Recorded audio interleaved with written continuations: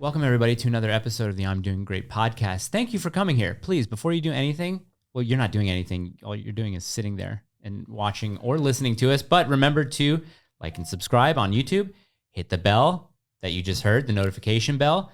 Smash it. Also go to doinggreat.locals.com where you can get a lot of cool exclusive content and exclusive things. Yeah. Yes. I haven't had a chance to like sit down and calm down. To get exclusivity. We just don't have a lot of time, so I'm just going to go right into it. We have the beautiful we have the beautiful Mormon wonder kid.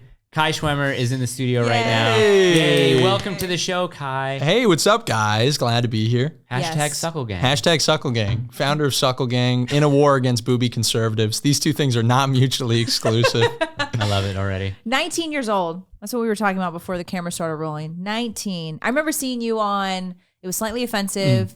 Maybe it was with Sarah. She was on the show too. Yeah. First time I was in Texas. Okay. And I remember they were talking about how young you were, and I thought to myself, well, isn't that so nice? Look at these young, strapping conservatives who are going to save our country from the boomers and the millennials who have ruined it. Yeah, Sydney Watson did not share your enthusiasm. Yes, I do. I do remember that. I do very clearly remember that. Yeah, that was the first time like my age got weaponized against me. It was like a culture shock, yeah. Because boomers always think it's like really endearing, and like most people in politics think it's a good thing. But you know, Sydney Watson gets a lot of flack from the Zoomers. So I think she took some of it out on me. I think Nick gave her a hard time. Fair enough. Yeah, well, you know, what are you gonna do? Yeah, nobody's perfect. But we were all good. We cleared it up after. I was like, hey, sorry, I don't know if we got on the wrong foot. There was an external thing that, you know, kind of set things off. But we're all good. Sydney Watson and I are cool. Yeah? Yeah. That's nice. That's good. I'm an olive branch. Yeah, no beef. No we beef. don't do beef We here don't on do the beef show. We here. don't do drama. We don't do any of that stuff. We don't like that. Speaking of beef and drama, I'm pretty sure Gina and I really want to know soaking. Go. Yes. PSYOP created against the Church of Jesus Christ of Latter-day Saints. First of all, I mean, come on, loophole for sex. You just like lay there. That doesn't even make any sense. I've lived in Utah most of my life. Nobody I know has ever done it. I don't know anybody like secondhand who's ever done it. So should we explain what soaking is? So wait, okay, so it's basically it's just this. Oh my gosh. Basically. And you just lay there. And that's somehow, yeah. And if you're not moving, I guess it's not sex, is what they try to tell you. Total lie, of course. But there can still be the conception of a child from that. True. Right? So how is it not sex? Exactly. Right? So it's a ludicrous position, which is why I believe it's a total psyop to convince like church members that there's a loophole to sex and that it's not actually a sin. Who do you think started it? Satan himself. Really? Okay. Yeah. And ex-Mos. Ex-Mormons are the most spiteful, like vindictive group of people, more than ex-Catholics, more than Orthos. They are just incredible because Mormons are really devout in their faith. So they'll go to church every Sunday, and then you get ex-Mormons who leave the church when they're like 16 because they're rebelling from their parents. Shocker. And they're like, I have religious trauma because my parents forced me to go to church on Sundays. So how dare they? Exactly. These parents are just totally trying to destroy the child. Spiteful. Ex-Mos. There's even a term for it. Ex-Mo. Ex-Mo. Progmo, Ex-Mo. And then there's like Desnat, which is like the more like conservative Deseret Nation. Okay. Very like nationalistic LDS. Do you have like 10 brothers and sisters? I only have one sister, actually. Okay. Wow. Wow. It's kind of I have a friend who has 9 though. 9 or 11, one of the two. Wow. Is that your phone? That was definitely his. Where is it? Turn it off. I'm gonna break it right now. I'm not a big tech guy. You know this. So smash it. Have you seen that documentary on Netflix about the guy who was defrauding people by claiming that he found all these like really old Mormon texts and letters and stuff from founders of Mormonism? Well, Joseph Smith, and he was defrauding people who were paying exorbitant amounts for these things.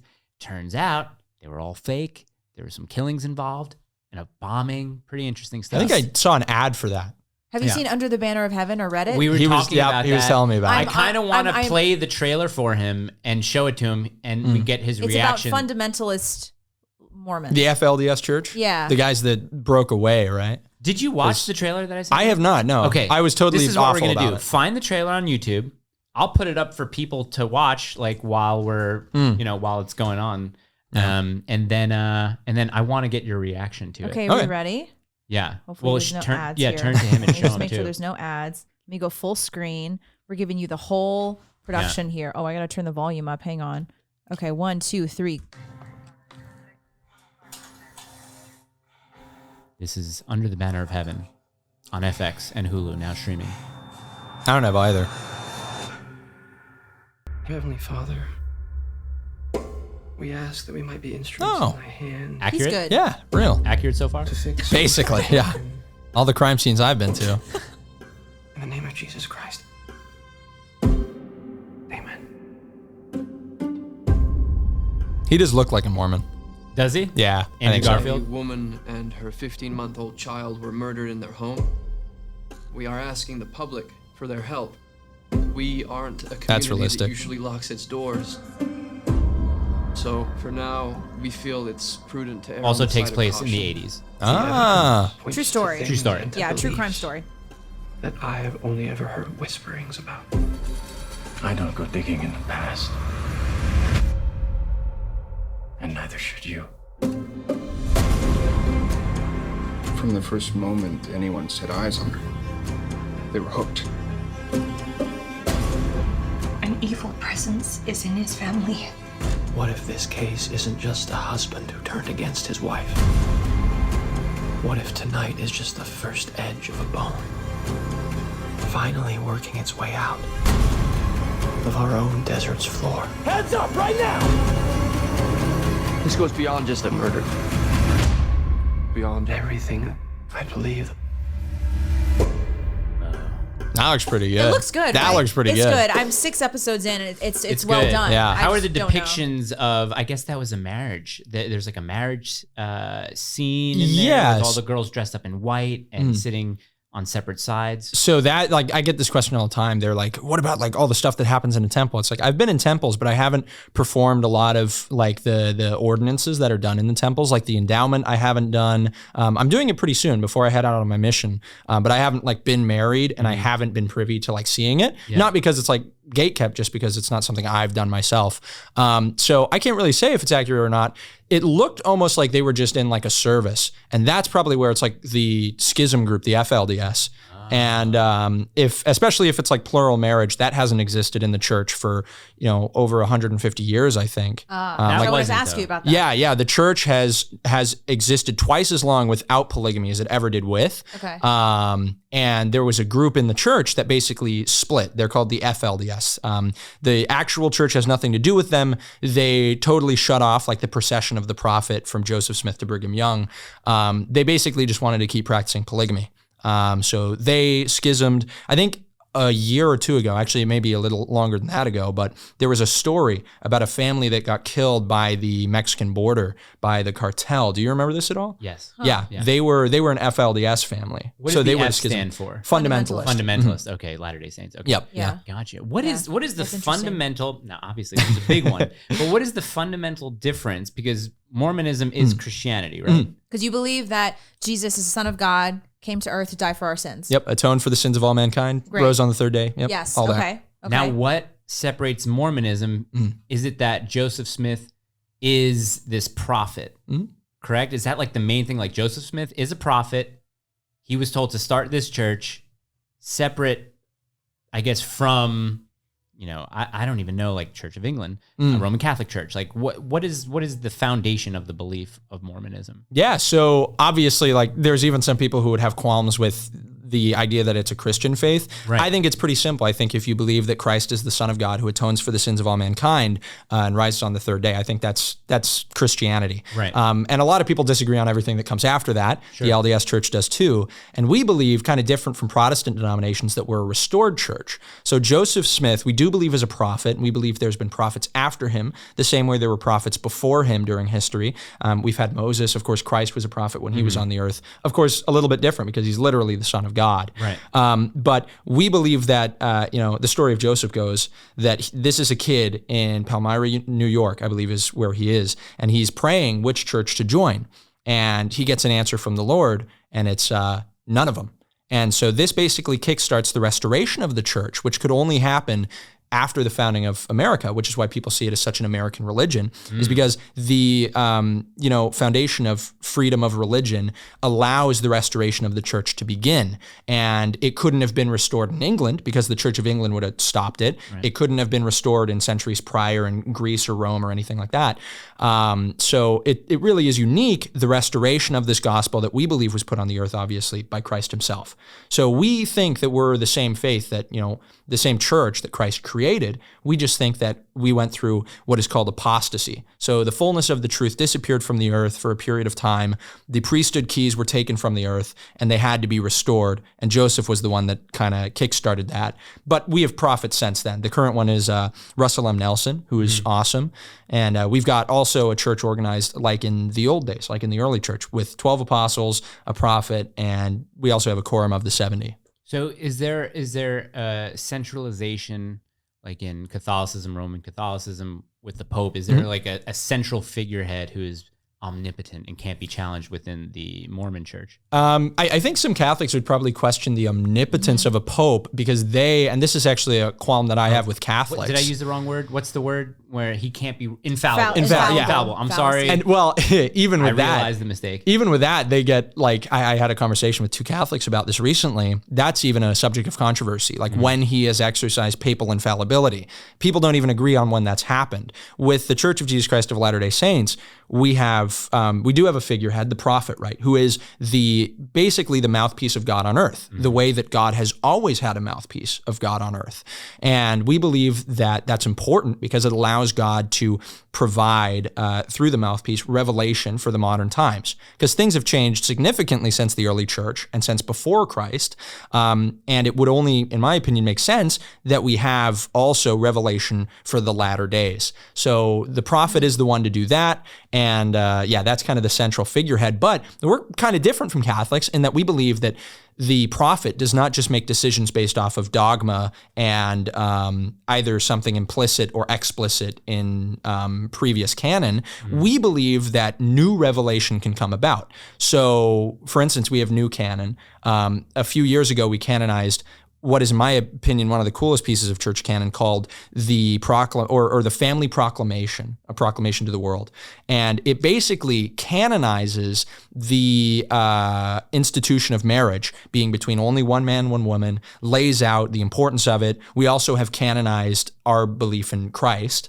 And so we believe in adding to canon and a living canon rather than just making decisions off of dogma, tradition, and interpretation of Scripture. Interesting. What were the years that Joseph Smith was alive? No idea. I'm awful with dates. I think it's either mid to late 1800s. Yeah. Mid to late. Yeah, or mid to mid. I think it was early, mid. I always forget. Well, this show has flashbacks with a young Joseph Smith, a young adult Joseph Smith. Really? Joseph Smith. Yes. Yeah. They talk about that massacre in... Yeah. Oh, the Mountain Meadows Massacre? Is that the one? So he was 1805 to 1844. Yeah. Right. Yep. So I think it was they oh God, I can't remember where it was. But you know the massacre that they keep referencing? Yeah, I do know what you're talking about. I forgot the name. Massacre of Mormons? Yes. Okay, Yes. So Mormons were really highly prosecuted all the throughout federal their government history. gave authorization to hunt The them state down. of Missouri had a That's Mormon right. extermination order until I think the 60s. Whoa. 1960? Yeah. I mean, you can look it up. Order? Yeah. Really? Maybe it's not extermination, it's something X. I think it is an extermination order. But the though. order was essentially, if you find Mormons, you either tell them to leave and basically or you can drive kill them out. It is the Mormon and kill extermination them. order. Yep. Whoa. And what was it around 1960s? Issued in 1838. By who? By who? It was rescinded in 1976. 70. Yeah. That's crazy. But specifically in Missouri. I think there were other states Yes. that had it too. Well, yeah, what I'm looking at is But yeah, Missouri. the extermination order was in Missouri, yeah. Whoa. So, and that's a big thing where people talk about like, well, Mormons, like, there's times where they've gotten like violent or whatever, or like, Probably good cause. Yeah, I was literally going to say, well, most of the country was kind of trying to kill us. So it was a little bit of a contentious time. Very interesting. So you want a lot of kids. That's like Yeah. the Mormon thing and a lot of kids. You guys don't believe in birth control, things like that? The church actually, I don't think has taken a stance the same way that like the Catholics have on. I think they have, on contraception and whatnot. But we are very pro-family church, more than any other Christian faith. Definitely noticed that. Yeah. And that's just because we believe in families being like integral to the plan of salvation. We think it's a really big part. Are Mormons known for like intergenerational living, or is it more nuclear family type structures? It kind of depends on what's necessary. Like we're definitely in touch like intergenerationally. Like we have, big family get-togethers all the time. Like everybody does this. But it is typically pretty nuclear just in the way people live. So there's not like households with multiple generations. Okay, because I see a lot of depictions. So in Under the Banner of Heaven, the main character, the detective, his mother lives with him and his wife and his kids because his father died and she's like struggling a little bit with dementia. And so it's like, there's kind of a contention between the wife and her mother-in-law, but she totally understands that it's necessary for them to have her in the house. So it's interesting to see that.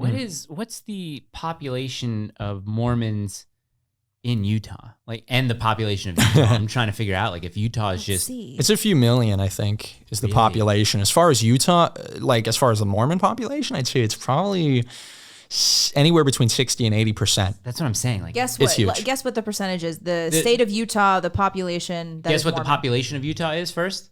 No. Guess what the percentage of Mormons of Utah? Right. Oh my God. Yeah. You know I get what you're saying. Yeah. Well, he said it's probably pretty high. So if he said it's high, I'm gonna undercut it a little bit, and I'll say 78%. 68.55%. Yeah. So the overwhelming majority, the population of Utah is Mormon. We're the closest you get to a theocracy. We're the only state in the country that has over 50% church attendance on every Sunday, not just Christmas and Easter, every Sunday.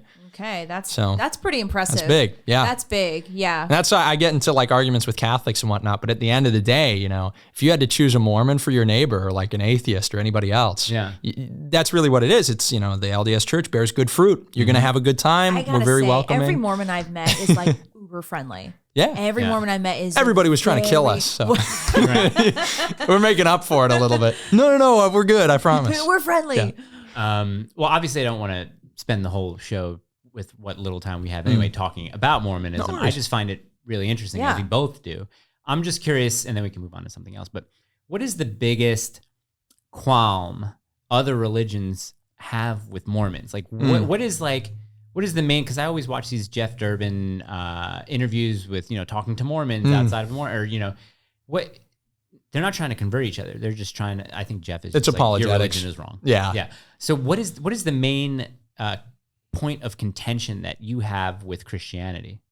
I have? Not you, but Mormons in general. Obviously, you can't speak for all Mormons, but what do you think? What do you think the contention is? The big schism that I've run into is just that we're not Trinitarian, and so Catholics and Orthos, which are Trinitarian, definitely Father, Son, Holy Spirit. Well, and here's the interesting thing: we believe in all three, but we are not bound to the Nicene Creed and the way it defines the Trinity. We believe in the Father Almighty, Maker of heaven and earth, of all that is seen and unseen. We also, and then what comes after that? We believe in Jesus Christ, His only Son.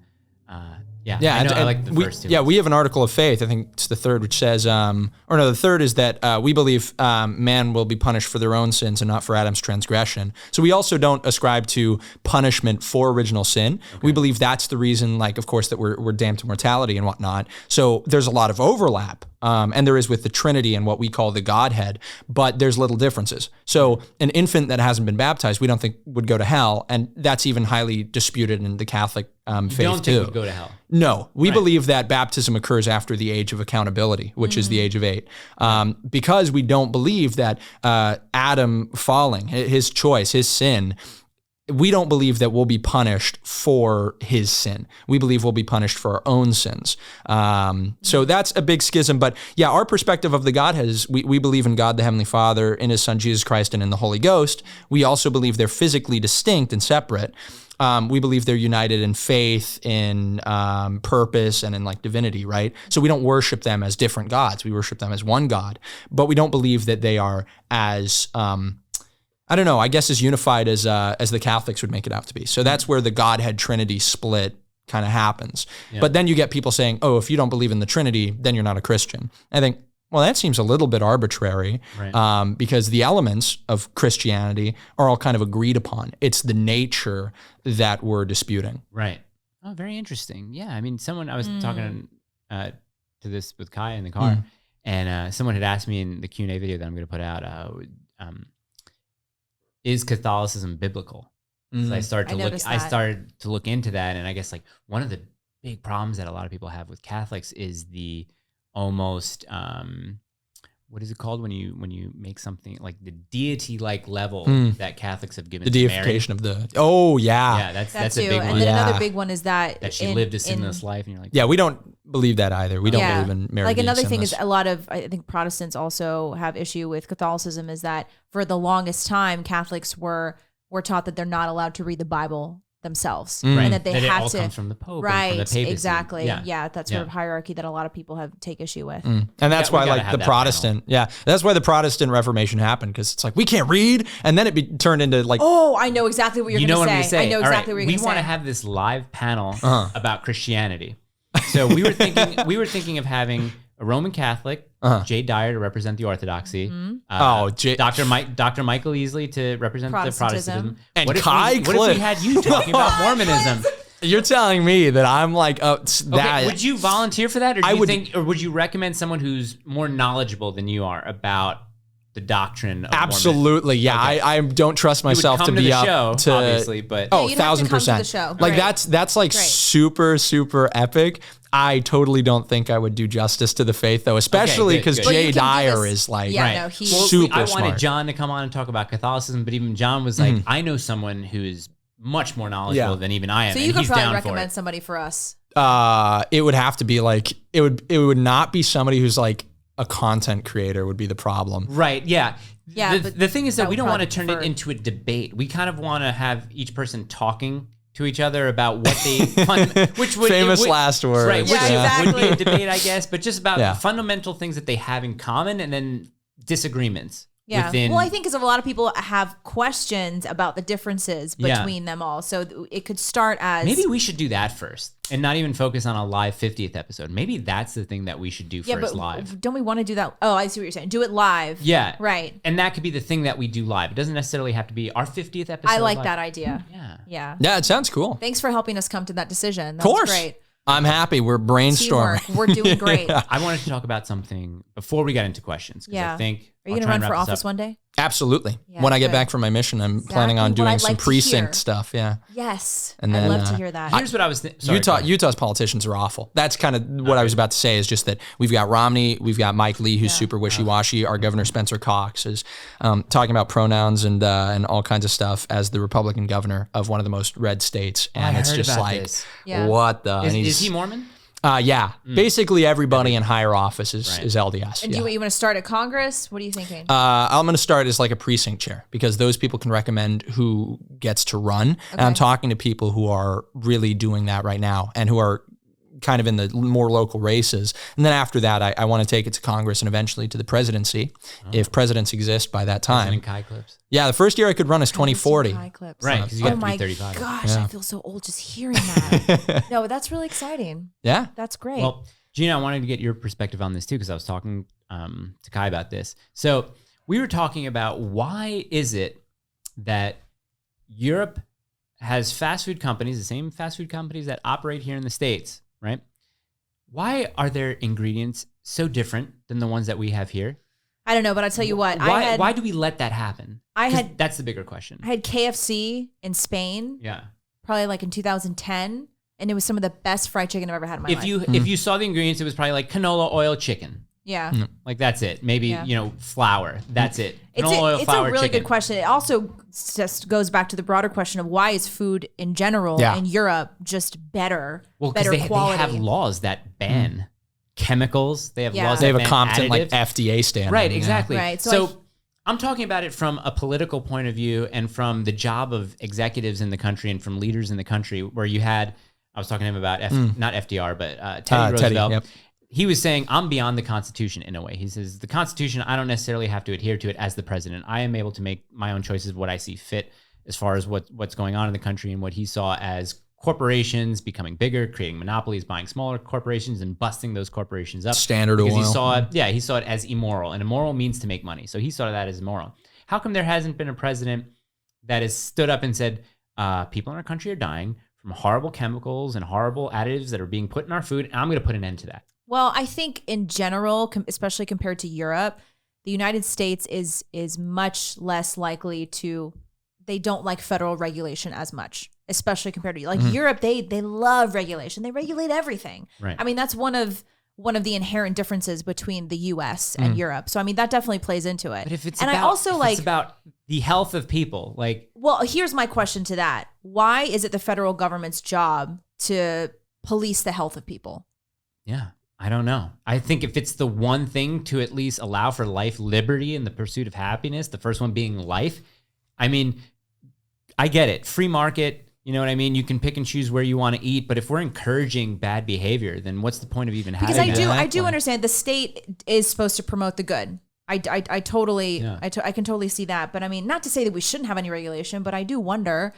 What do you think, young guy? I think the state needs to, it is literally its duty, its moral responsibility to ensure the pursuit of life, liberty, and the pursuit of happiness, right? And that gets to the point, like this is kind of a Burkean perspective, that society is a living organism, which has a health, and the government is largely responsible for kind of grooming that plant and that organism and allowing it to thrive. And what you find is that when all the little branches and when all the little communities and societies that are a part of that organism, of the larger, broader society, start to decay and are decomposing because these kind of negative pressures, like either bad food or pornography or just vice, are just starting to grow onto it. The more and more you allow that to happen, the more the entire organism will start to die.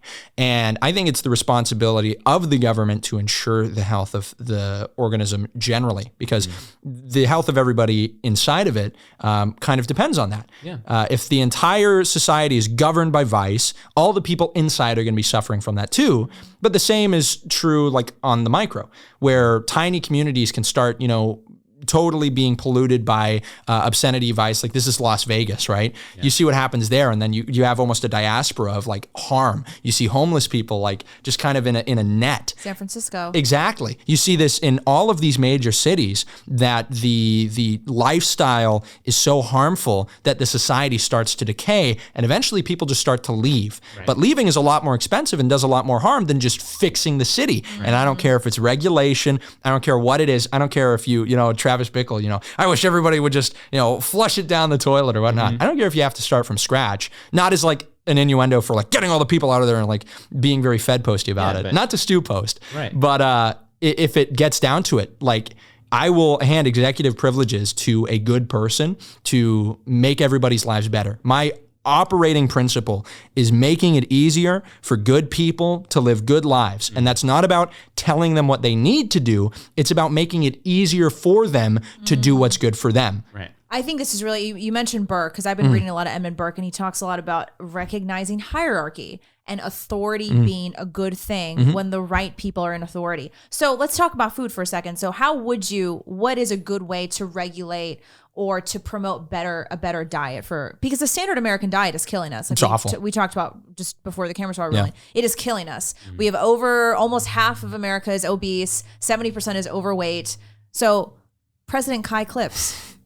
Yeah, I was first order of business. The first thing I'll say is I was actually going to add on. I worked at a KFC for 6 months, and I'm a big KFC head still. It is definitely run in a really bad way, though. Like, so bad now. I am impressed that I am not totally put off of eating KFC chicken with how at least the store I was in was run. And in Utah, there's actually the first franchise KFC ever, which is great. They have like a Colonel Sanders statue, and they have his suit inside of the place. I take photos with it. It's like an amusement park.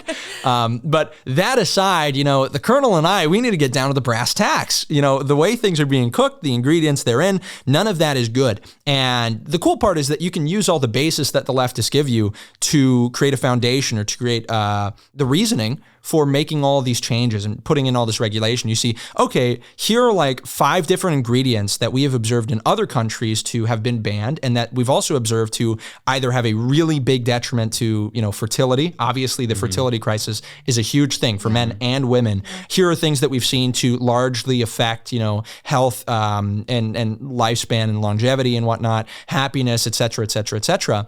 And we do basically, we take the Bloomberg pill and we ban larger portions bans. Like, what did he ban? The big gulp cups in New York? I think that's awesome, honestly. And people say all the time, well, you can just get 2 drinks. Who's going to get 2 drinks? Right. Nobody gets 2 drinks. Yeah. They buy 1 cup, and if they can't get the largest size, it's not going to kill them. In fact, it'll make them healthier. So there's all of these like little things we can do. Read data, read research when it's done correctly and not like the, what was it, food plate or food pyramid? You remember that? Oh gosh. Yeah, when an entire generation of kids became fat because doctors were paid off by companies to say, oh, you actually need a lot of carbs. And that's A the lot of fundamental, grains. that's Yeah. the All these fundamental grains. issue. That's the Eat fundamental Kellogg's, issue. eat cornflakes. And so that's the big thing we have to realize is, although regulation might scare us, private companies are just as evil as the regulators in many cases. And so you need good regulation. That's literally what it comes down to, is the morality of the person in charge.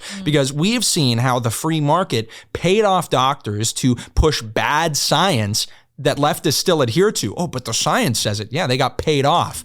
And so you'll see the science that was bought and paid for by Kellogg and a bunch of cereal companies ultimately work to the detriment of millions of Americans. And in my opinion, the regulation is nowhere near as bad as, making 5-year-old kids obese. Yeah. I find that to be very compelling. I'd vote yeah, for I can see that, because we've been talking about this a lot. When I kind of went from, I had my libertarian phase, and then coming. I did too. I was a minarchist.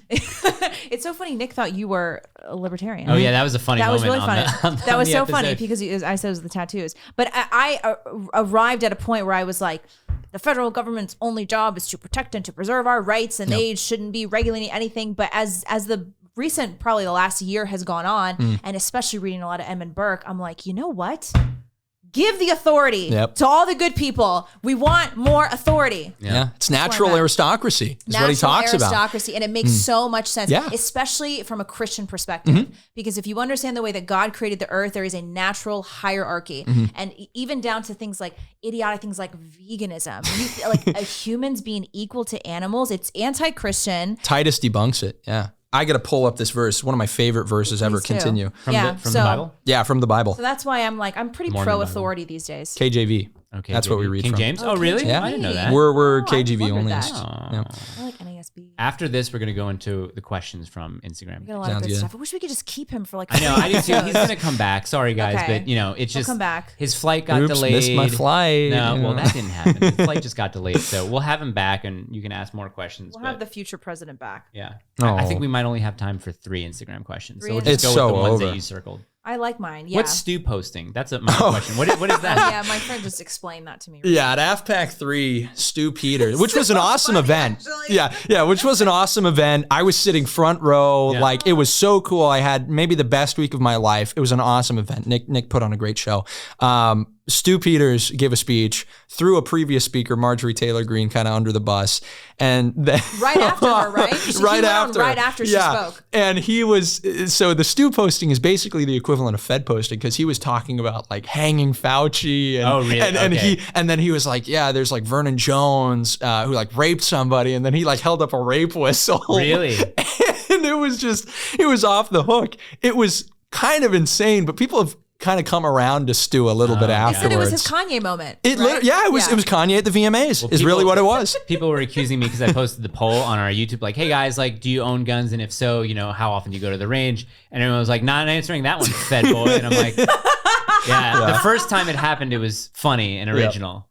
Like the second time it happened, I was like, oh man, I may have made a mistake. It kind of bothers me. It's like people boy. get so obsessed over like trigger safety. Yeah. It's like, oh, your finger's on the trigger. This guy doesn't know how to use a gun. It's like, okay, yeah, you went to the range one time, you heard the thing, okay. Exactly. Yeah, but here's the verse. Timothy verse. 1 Timothy chapter 4 verse 3. And this is in the verse 2 and context 3. of what were we just talking We're about? talking about veganism. Sure, yeah. go. So first 3 verses say, now the Spirit speaketh expressly that in the latter times some shall depart from the faith, giving heed to seducing spirits and doctrines of devils, speaking lies in hypocrisy, having their conscience seared with a hot iron, forbidding to marry and commanding to abstain from meats, which God hath created to be received with thanksgiving of them which believe and know the truth. Literally saying people will depart from the faith, speak lies, and tell people to abstain from meat. To be vegan. Yep. Yeah.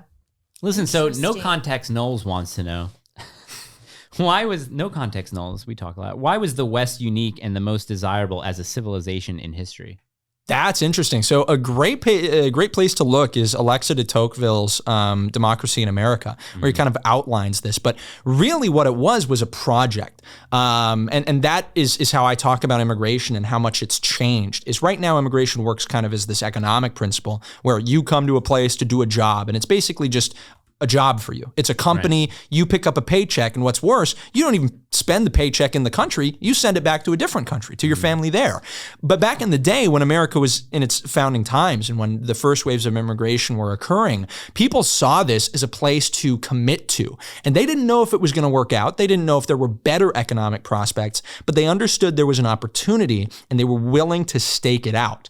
And some people left. I mean, what was it? I think a third of the Italian immigrants that came before 1901 went back to Italy. Oh, really? Which shows if you didn't assimilate and if you weren't willing to put in the effort to make America great, then you would just go back home. That happened all the time. Would never happen today, though, because today immigration happens for a different reason. But that's why the West, and America in particular, is such an exceptional place, is because all the people that originally came here were loyal, they were optimistic, they were driven by faith and by a love of what eventually would be country and family. So they came there to basically stake their future, and that's super impressive. Oh, interesting. Janelle the Nun wants to know, what's your opinion on companies like the Daily Wire and Prageru? Do you think they're controlled op? I don't know if they're controlled op. I think they have in a large way been saying things that are very destructive to the right for years prior. However, they were instrumental in getting me and many other people my age into the right wing. So as institutions and as infrastructure, they're incredibly useful. And even some of the stuff coming out from them recently has been really good. I got for the first time in a long time an ad from Prageru on YouTube, and it was literally about apologetics for America being a Christian country. Oh, really? It was a video where they were saying everybody misunderstands church and state, and the country is actually a religious country. Yes. Yeah. And I was like, this is awesome. More people need to hear this. Yeah. So I'm not actually super staunchly anti-Prageru, anti-Daily Wire, because I think that infrastructure has the ability to do a lot of good. It's just kind of a question of who is talking and what's being talked about. Yeah. Yeah, we talk about this a lot. It's similar to what is a woman that Matt Walsh just was really, really good. That looks fantastic. John and I were going to watch it. We both just watched it. It's good. Speaking of Knowles, what was it? Were you going to make popcorn together and watch it together? No, there are a lot of questions asking if you guys were going to move in together. That was definitely up in the air, and it might actually still happen. Like 2.5 men. Yeah, literally. Yeah. It might happen if I get back from my mission and I want to go to Texas. So, but I was scouting it out. The apartment, different apartments, really nice. The thing that I would miss a ton though is the mountains in Utah. Oh, it's beautiful there. It's so beautiful. But speaking of no context, Knowles is great. Yeah, on Daily Wire, he does really well. He's awesome. I think he actually was the one that brought me into Daily Wire. I started by listening to Michael Knowles. Yep. He's great. So we got a question about Mormonism. I think you explained it. So that was one that you circled, but I just noticed another question from Gigkasmo or Gigsmo. However you say it. I don't know. She answers the question. She asks a bunch of questions. I noticed the mustache. Are you no longer Patrick Bateman?